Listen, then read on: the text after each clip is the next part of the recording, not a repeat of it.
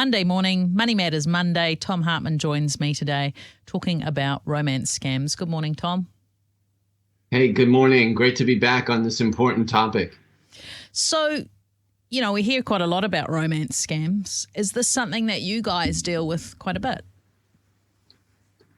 Yeah, I've had, it's been both a privilege, but it's also very, very unfortunate in that I used to manage our fraud education manager at Sorted. So we did a lot of education, but also some victim support. And so I've actually sat down with victims who have lost hundreds of thousands of dollars, literally like around $300,000 to a romance scam. And someone who could not be convinced that this relationship that he had with someone was actually entirely fictional. So romance scams, yeah, it's just basically someone pretending to be in a relationship with you and who's not really there. And the longer it goes on, the more the victim actually needs it to be true. And so we'd have lots of family members coming to us say, please, can you persuade this person that what they're dealing with, this relationship is entirely faked, and it is really, really hard to persuade someone. And so this could happen, to anyone, any of our listeners, but also people in our families. And it's really, really difficult to persuade someone that actually, sending more money to this person or overseas is not a great idea because they don't exist. Yeah. So it's generally always online, is it? How this whole thing? Oh yeah, typically it's on a platform. It might be on a dating site. It might be over Facebook or Instagram or something like that. But there's a key moment that happens when the victims and the scammer basically ask you to come off of that platform and say, can we talk on this other? And that's kind of a warning sign. You're not talking on one of the main ones anymore. You're talking more directly, and that's basically they're isolating you a little bit in order to groom you for a scam. I'm imagining that somebody getting $300,000 out of someone doesn't happen overnight.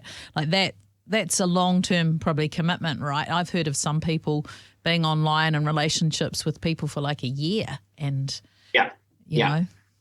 There's an unfortunate name for some of this type of scams, the longer ones, which is pig butchering, which is basically they're over time fattening up the victim for slaughter, and it's horrible. Wow. But actually, this occurs frequently all around the world, and sometimes that occurs. For example, if I was the scammer, Lizzie, and I came to you and said, "Hey, let's invest in cryptocurrency. I'll do a bit, you do a bit, and we'll see how we go." And then it turned out that the platform that we were playing on didn't exist. The entire thing was made up, and that sort of thing to set up takes a long amount of time. And lots of times we're like, well, why would somebody spend that much time if it was a scam to do that? But they actually, yes, they absolutely will, because there's a big payoff at the end. $300,000 can ruin somebody's life, but it's a huge gain for a scammer, and obviously worth even spending an entire year just talking to. There are people, basically the scammers get up and do this as their day job, right? And so they're, if you can imagine, call centers of people who have lots of these on the go, and only some of them go through. But yeah, over many, many months, they're built up. So what's the key thing to avoid? I'm wondering if you've already said one of the things when they ask. One of the things is, to really be wary if someone online asks you to move off the platform that you started on. Yeah. Another one, fairly obvious, never send money or give financial details on any kind of dating site or any kind of platform. And here's a good one. When you get requests or hints for money or gift cards, that's obviously a red flag, but you don't want to respond to any of those requests. You just sort of ignore those. And then if if you think you're being scammed, if you really discover that, you really want to stop all contact, avoid sending any further payments. Sometimes we throw good money after bad. And another thing is, you need to report this, and one way to do that is through our friends at NetSafe, and that's netsafe.org.nz. There are lots of different agencies you can report things, and that's fine, whichever one but NetSafe is a good one if you're online and a victim of romance scheme. I feel for so many people, though, for anyone really, you fell for this, you'd just feel embarrassed, wouldn't you? And that would stop some people because they'd be like, how did I do this? I wasn't thinking. Well, that's because your heart got involved, right? And then, Absolutely. You're not thinking clearly. It's a whole grooming sort of technique, and then you're like totally involved emotionally, and you're sharing a lot of things that are really close to you, and then you can't even begin to fathom that person might not exist. Yeah, and then something you'd said off air as well. Often people are pretending to be somebody, like somebody who's got a profile. Like, say, somebody could pretend to be me, right? Yeah, well, one of the most popular ones is to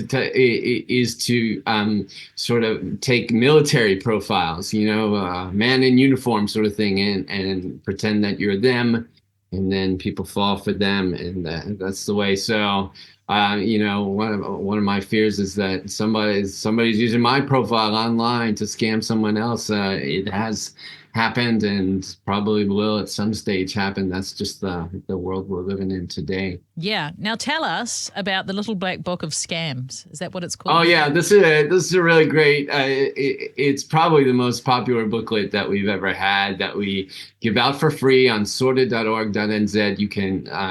You can download the Little Black Book of Scams. We put it together with our friends at NetSafe, and there's romance scams is just one of the scams that it helps you to protect yourself from.